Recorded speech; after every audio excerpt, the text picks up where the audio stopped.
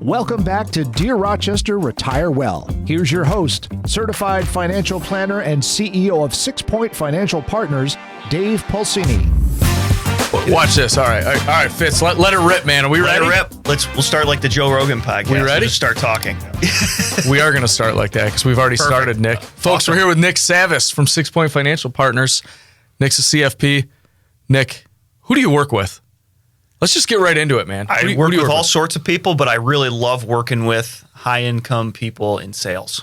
That's really a good group we found to resonate with, and we love working with them. Why?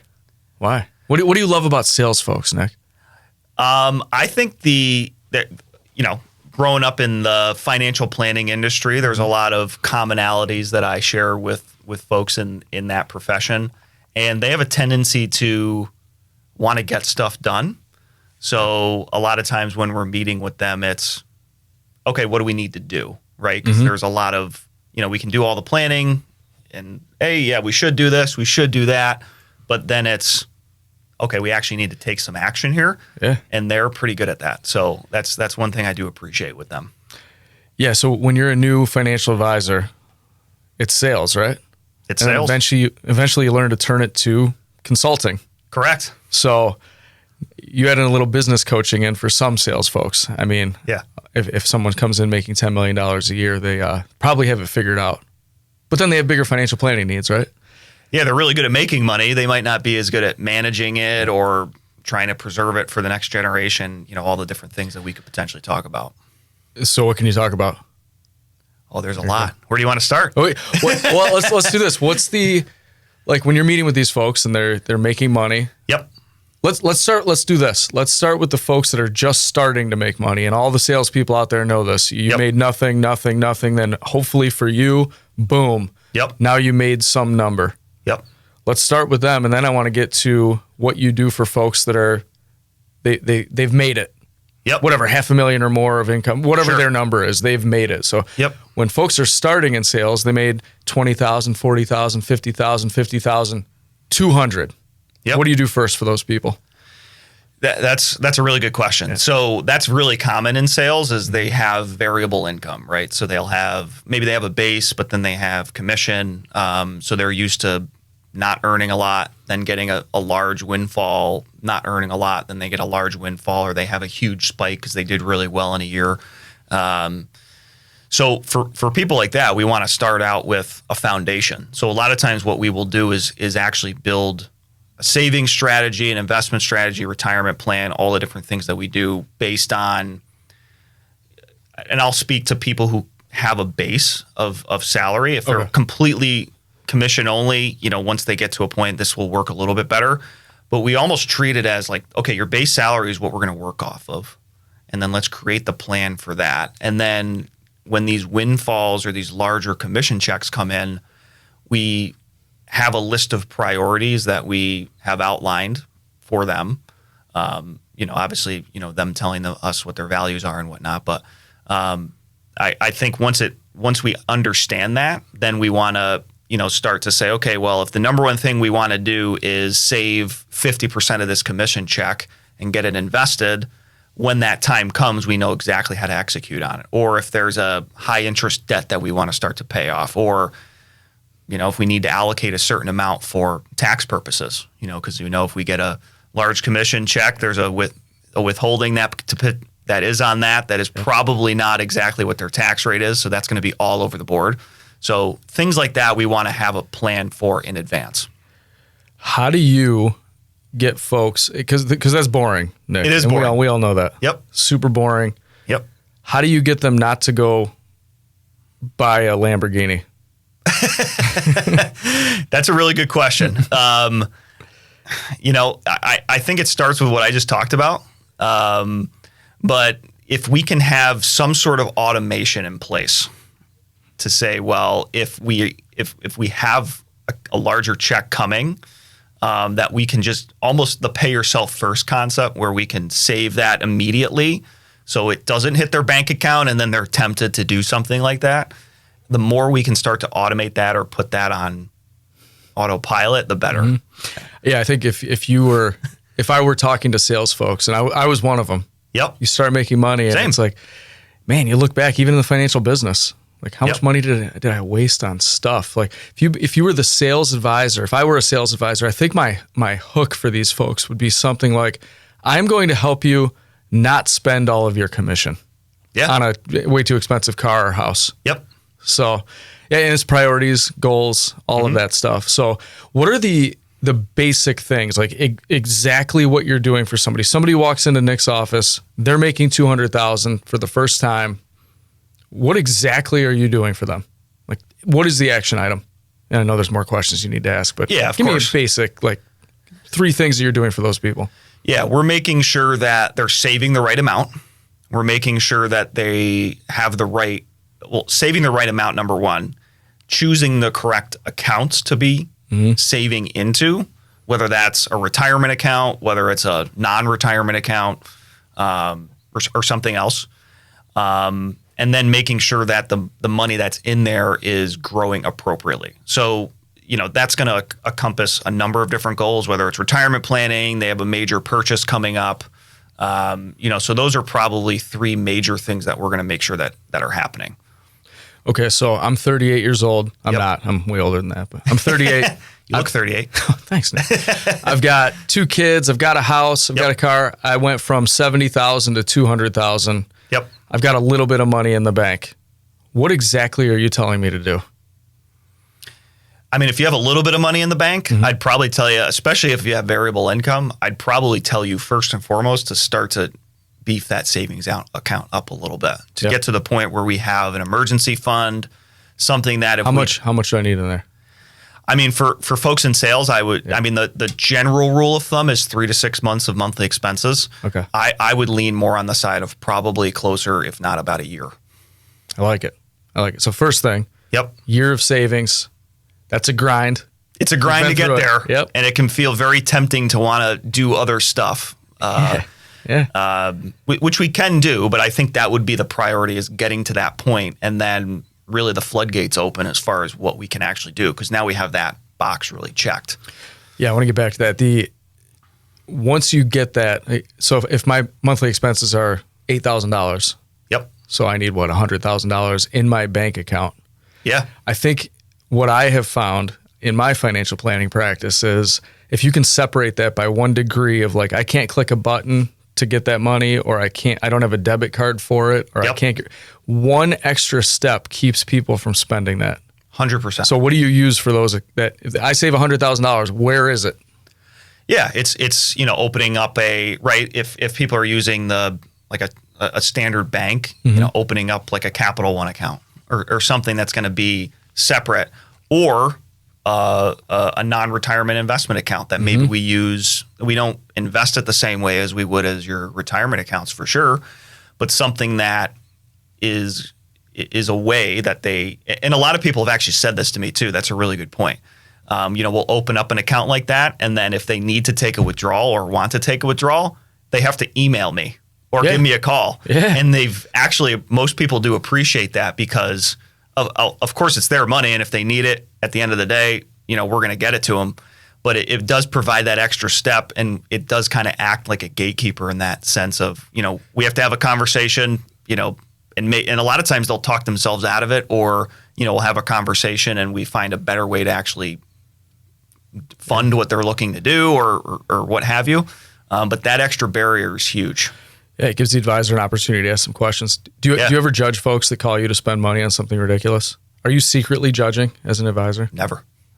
Wow. Good for you. Good for you. I do. You do? I guess it depends what it is, right? Yeah. So I come in, I'm 38. You're telling me first step, $100,000 into some bank account that has a second step, probably a high yield online savings. Yeah, I would say ideally a high yield account, especially right now. Yep. And you help provide, hey, you should probably look at this type of account right now because you're searching the interest rates for me, because I don't want to do that. I'm a busy salesperson. Yeah, you got a lot going on. So 2 kids. Do I have to work? What do you do? What do I do if I have 2 little kids, 38 years old, got my $100,000? Do I do life insurance first or after the $100,000? I would get the life insurance done. Yeah. That's going to be critical. Yeah. Just making sure you have something in place for income replacement, right? Because in many cases, I would say in most cases, the salesperson, the manager is the breadwinner of the household. Yeah. So if something happens to that income, that's a tough situation. So life insurance is going to be really the way to protect that the best. So again, I'm acting as an outside salesperson that doesn't know this stuff. Yeah. 38 years old, relatively healthy. Yep. Isn't that going to cost me a bunch of money? Like what do I have to do to get that? So that's one of the things that we'll do, right? I mean, we're independent, so we can shop around and to tons of different insurance carriers, reputable names, find a company that, is stable, number one, and that will, have an affordable premium. But we can go out and find a policy that's very affordable. There's tons of different types of life insurance. Term is going to be the one that's least expensive, where you can get the most death benefit for the least amount of cost. And there's pros and cons of that, which we'll go over. But even something like that to put in place, should the worst happen, we're not talking a ton of money. It would, especially for that demographic, 38 years old, relatively healthy. I mean, you could get couple $1 million for, $50, $100 a month. I mean, it's pretty inexpensive. That's what I was going for. Yeah. I like leading with that because it's like, I'm a sales guy. I'm starting to make money. And here he goes with the life insurance talk. Here he goes. Well, listen, it's $50 to $100. It's not like Nick is making tons of money on that, folks. We don't make, we make virtually nothing on that, right? That's not paying the bills. No, but it's a key part of the financial plan. So you're saying, first would be, let's get some insurance. I've got 2 little kids. I've got an income to protect. Yep. Second, we're then building up to my $100,000. Yep. In a liquid account that may have an extra step to get to. Yep. Now I get that $100,000. Now maybe I'm making more because it's going to take me a couple of years to save $100,000, if not more. Yeah. What do I do next?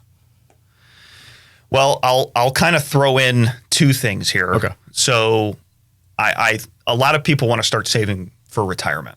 So we definitely want to start looking at the right retirement vehicles. If they're working for a company, what does their 401k look like? What does their company match look like? Can we, look at the maximum, look at their budget and all that and their goals. Do we need to incorporate, something supplemental to that? The one thing that I was going to say to throw in with that too, that gets overlooked a lot of times with the life insurance is doing an estate plan. So I would just make sure that we have the will, healthcare proxy, financial power of attorney, make sure all those beneficiaries are updated, not only on their retirement accounts, but even on their bank accounts and all things like that. So, that's something that I would definitely tuck in there, because I would say that probably 90% of the people that I meet with don't have that updated. Yeah. They've either not done it at all, or they did it 20 years ago and their life is wildly different. Especially in sales. Correct. So, you want to make sure you have those things in place, and then, you're ideally reviewing them, every so often, and certainly after, like major life events and whatnot. So I just wanted to tuck that one in there too before we got more into the retirement stuff and the investing. So, all right. So now I've come in. That sounds like a lot of work, by the way, Nick. I don't know if it is. Do you have attorneys that you recommend? We do. Folks? Yeah, we could advise on all of that stuff to make sure it's in place, but actually getting the documentation in place, we're going to need an attorney, which we do have partners for. So some people do. They know somebody who is an attorney who could do it, which is great. We'll work with that person too. But if not, we have a network that we can connect them with. And again, to get all that in place, there is a cost to it, but it's probably less than you think. So it really doesn't take that long.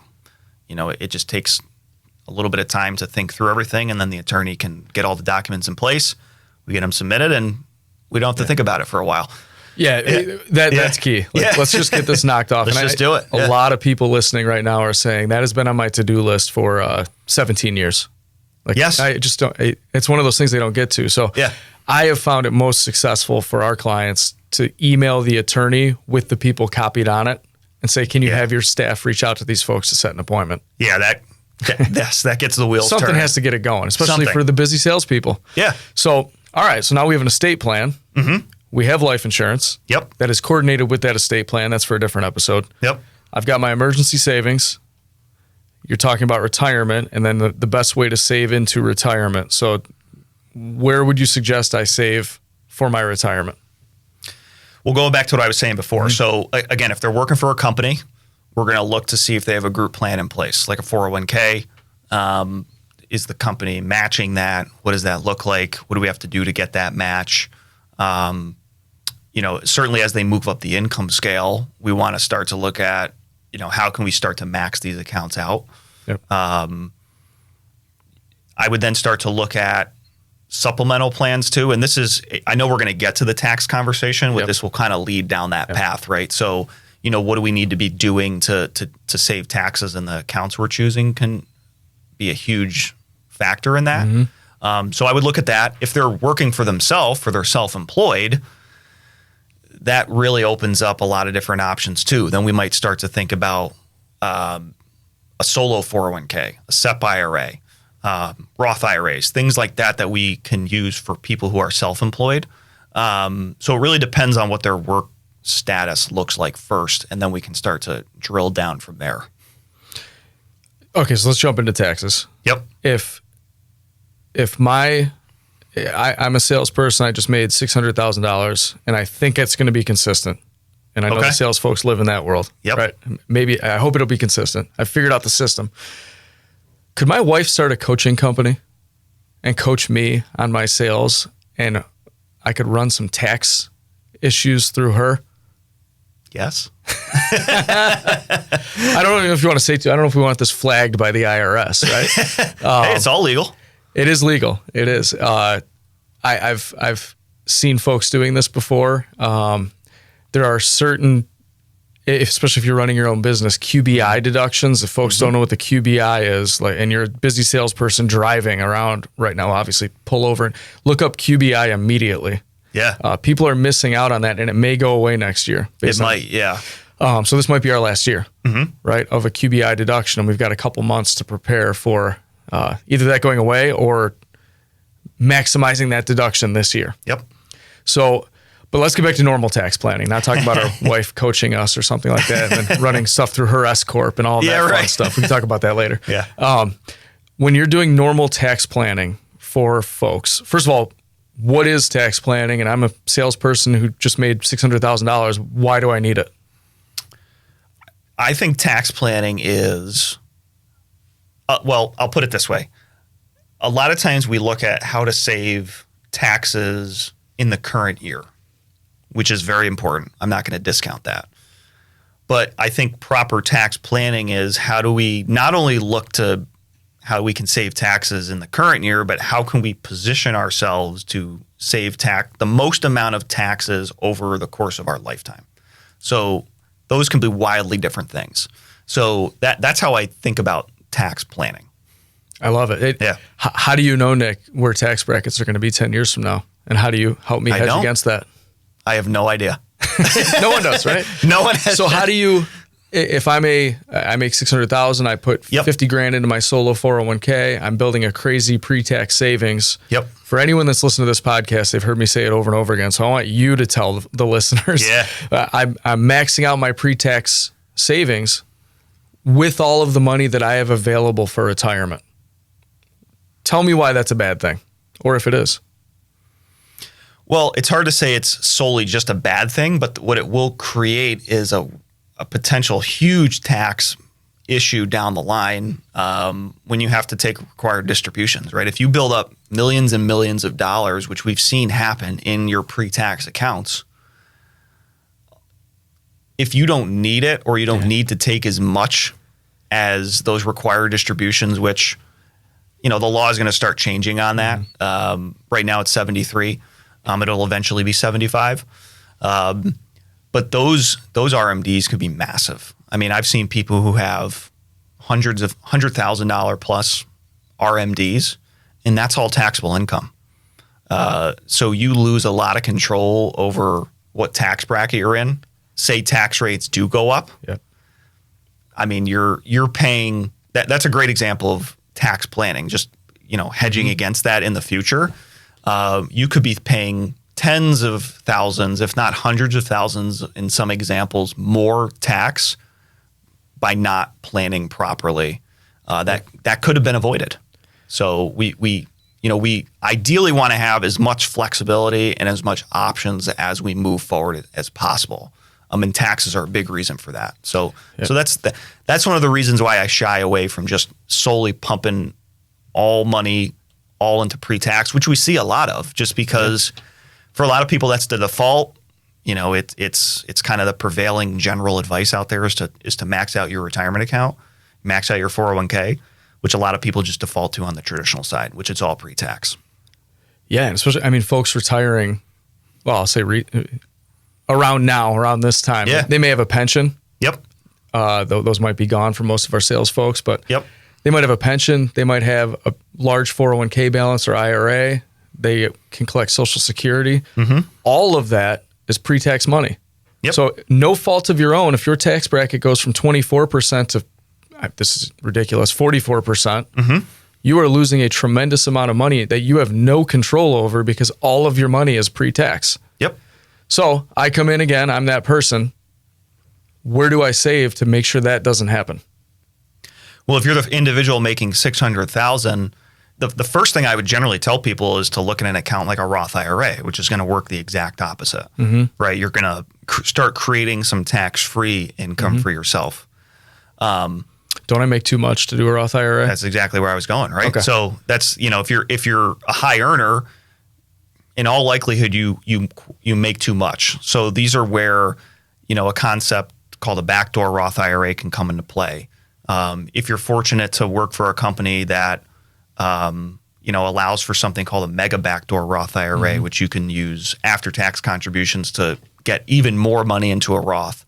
These are things we want to be mindful of and ideally take advantage of if they're available to us to do exactly that, right? They won't give us the same tax deduction today, but we're now starting to hedge ourselves against things not going our way potentially in the future and giving ourselves more of those options and creating more tax-free income in retirement. So, all right, there's a limit on those too. Yep. How do I make a meaningful dent in an after-tax account? Let's say I make $600,000 and next year I make $2 million. Yep. Where do I put that?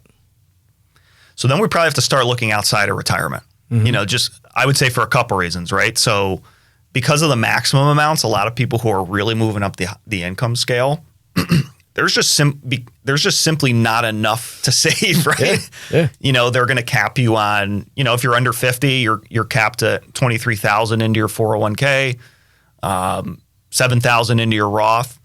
For a lot of people, that's, even saving that amount won't hit their retirement income needs. Yep. So we need to start to look outside of that. That's when I would start to look at brokerage accounts and different non-retirement accounts that might not provide the same tax advantages at the start. There are ways we can still make it more efficient tax-wise, but you have an unlimited amount of money you can contribute to it. So they start to really open up the floodgates again for saving the appropriate amount to get to your goals.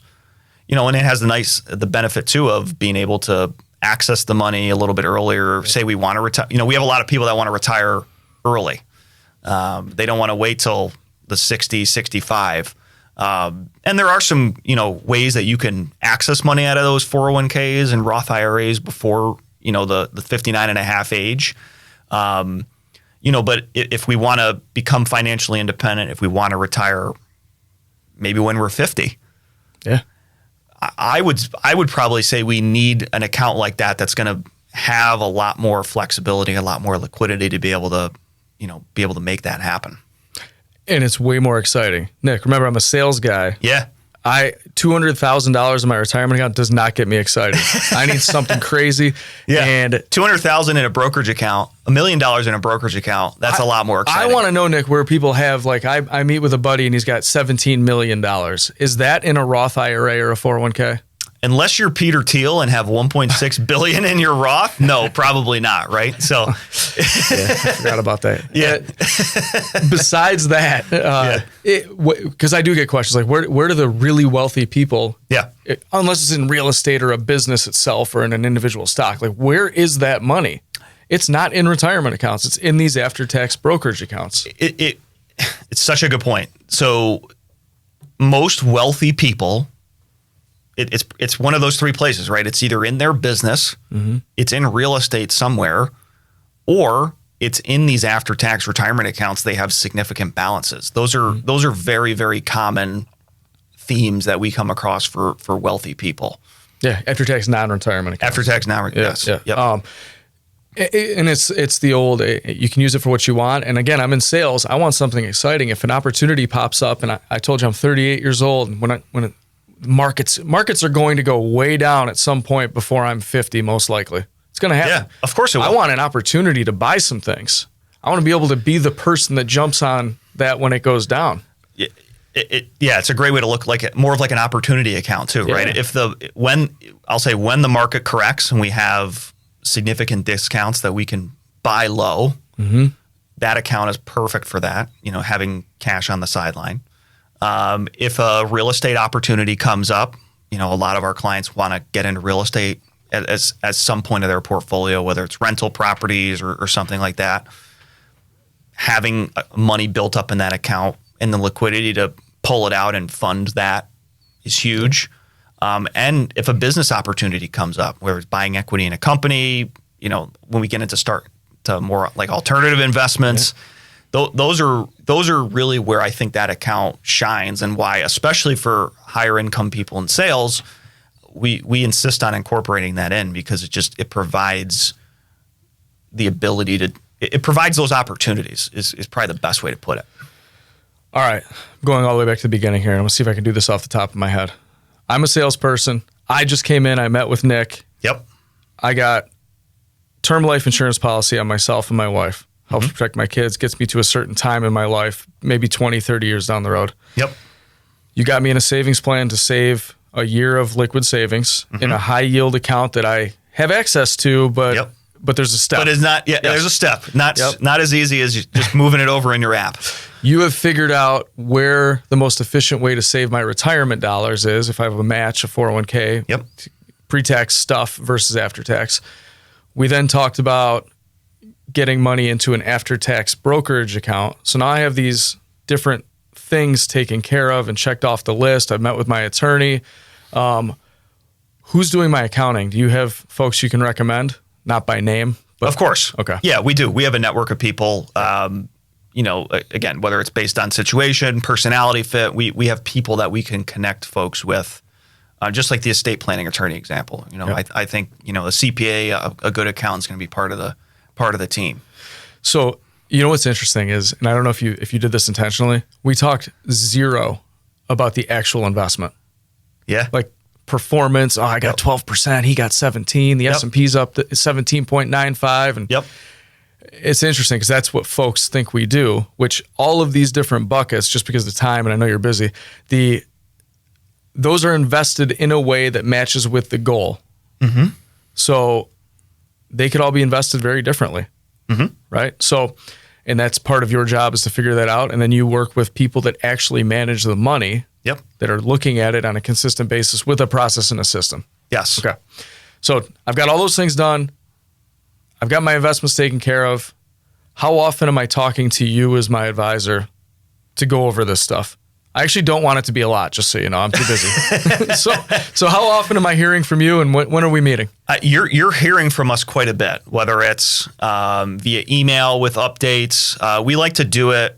We like to structure our communication around what's going on throughout the year.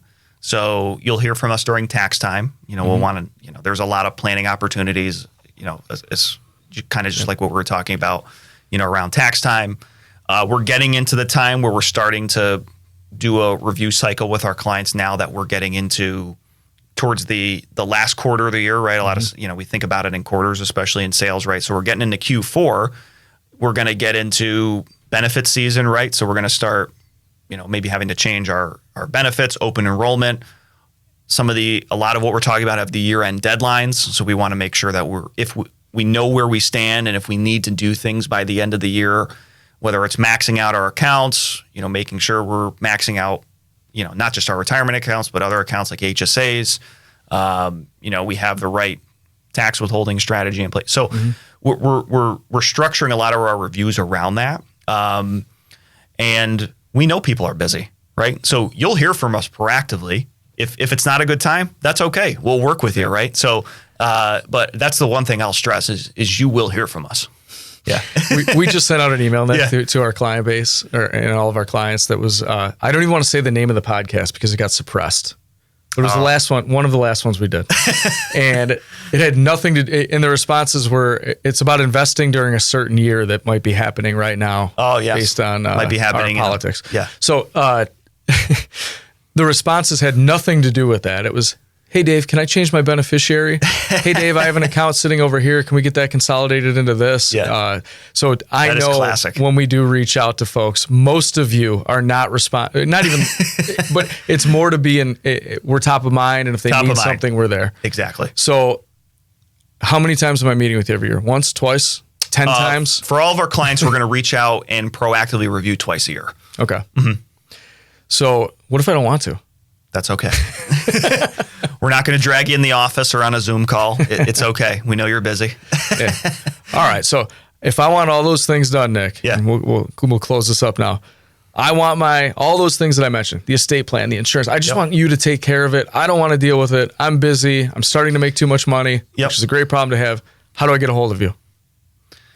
You know what? We have a number of different ways to get a hold of me. Great question. You go to our website, right? Yeah. So we're on there. You can. One of the best ways is to go on our my calendar links on there. Mm-hmm. Our email address. You can shoot me an email. Send us a text to our business line. We're allowed to do that now, right? So those are the best ways to get a hold of me. If you're on LinkedIn, you can shoot me a message there. Yeah. Most of your folks are on LinkedIn. Yeah, a lot of our people. If you're a busy salesperson, you're probably on LinkedIn. Yeah, shoot me a DM on LinkedIn. That's going to be a good way to get a hold of me too. There it is, folks. If you're a salesperson, get your stuff in order. Go see Nick. Message him on LinkedIn, probably the best way. That's an easy way. Yeah. And then we'll take it from there. But for now, make it a great day. Thanks, Dave. You got it, man. Thank you for listening to the Dear Rochester Retire Well podcast. If you would like to hear more about financial planning services offered by Sixpoint Financial Partners, please call us at 585-485-6048 or email us at dpulcini@sixpointfp.com. Make it a great day. Content here is for illustrative purposes and general information only. It is not legal, tax, or individualized financial advice, nor is it a recommendation to buy, sell, or hold any specific security or engage in any specific trading strategy. All investing involves risk, including loss of principal. Results will vary. Past performance is no indication of future results or success. Market conditions change continuously. Information here is provided in part by third-party sources. These sources are generally deemed to be reliable. However, neither Sixpoint Financial Partners, Private Client Services, nor RFG Advisory guarantee the accuracy of third-party sources. The views expressed here are those of Sixpoint Financial Partners. They do not necessarily represent those of Private Client Services, RFG Advisory, their employees, or their clients. This commentary should not be regarded as a description of advisory services provided by Sixpoint Financial Partners or RFG Advisory, or performance returns of any client. The views reflected in the commentary are subject to change at any time without notice. Securities offered by registered representatives through Private Client Services. Member FINRA SIPC. Advisory services offered by investment advisory representatives of RFG Advisory LLC, RFG Advisory, or RFG. A registered investment advisor. Private Client Services, Sixpoint Financial Partners, and RFG Advisory are unaffiliated entities. Advisory services are only offered to clients or prospective clients where RFG Advisory and its representatives are properly licensed or exempt from licensure. No advisory services may be rendered by RFG Advisory unless a client agreement is in place.